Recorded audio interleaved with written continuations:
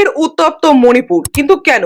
গত 7ই এপ্রিল মণিপুরের বিষ্ণুপুর জেলার ত্রুংলা অবিতে বোমা হামলায় মৃত্যু হয় 2 শিশু।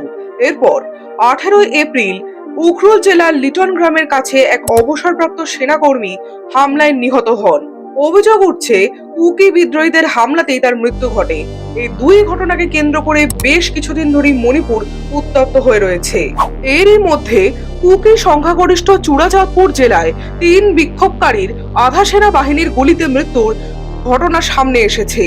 আসলে মণিপুরে দীর্ঘদিন ধরেই কুকি এবং মেইতেই এই দুই সম্প্রদায়ের মধ্যে জাতিগত সংঘর্ষ চলছে। এই সংঘাত শুরু হয় সংরক্ষণ এবং অর্থনৈতিক সুবিধাকে কেন্দ্র করে, যা আজও চলছে। এখনো পর্যন্ত এই সংঘর্ষের কারণে প্রায় 260 জন মানুষ প্রাণ হারিয়েছেন।